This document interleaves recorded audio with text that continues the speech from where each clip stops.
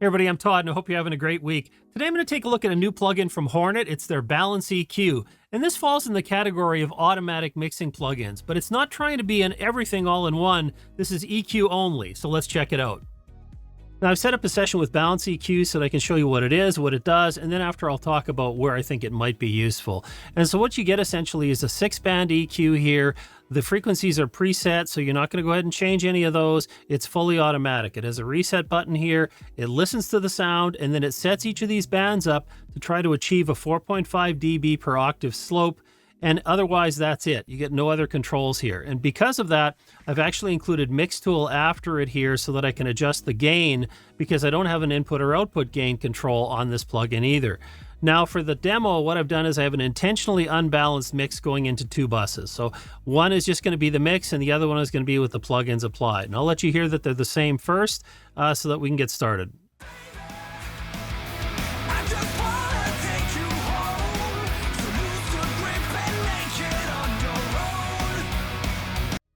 I've got decibel here so you can take a look at the spectrum and also keep an eye on the loudness when I make the adjustments. And so to do this is pretty simple. I'll change over to the bus with the plugin on it, and I'm going to activate the plugin and I'll hit reset and it's going to start listening for sound.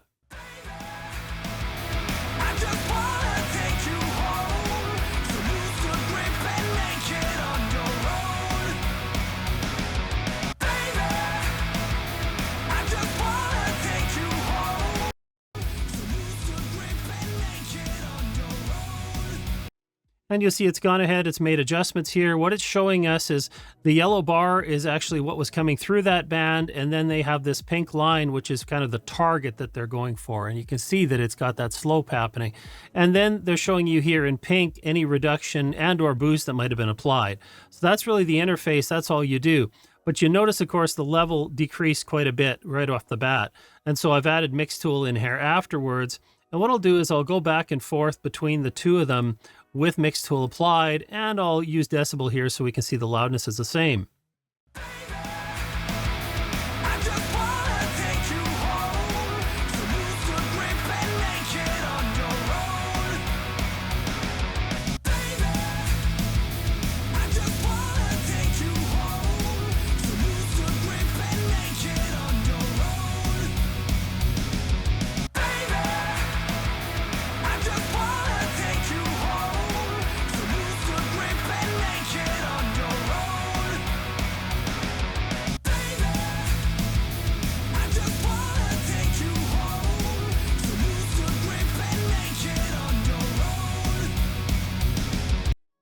As you can see, it's made a pretty significant difference in the sound.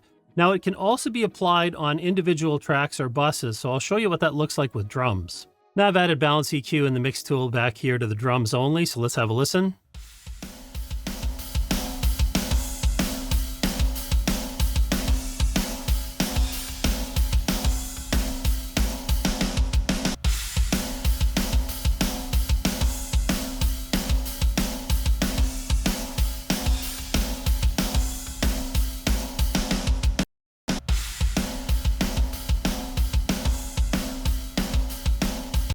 Okay, so it took a little longer there to get the sound, but nonetheless, it's done the processing.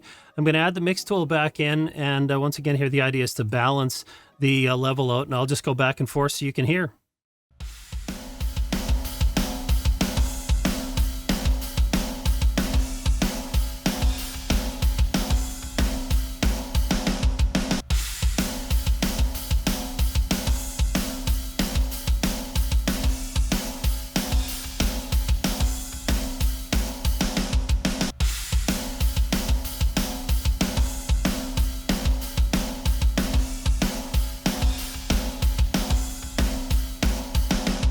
So you can hear much more subtle adjustments here that it's made to the drums, and you can see that in fact here on the plugin that it's really only applied a very small amount of reduction in one area here and a very little bit in these other 3. So not too much of a difference overall. Wouldn't expect to hear much difference in the mix, but let's go ahead and listen to that.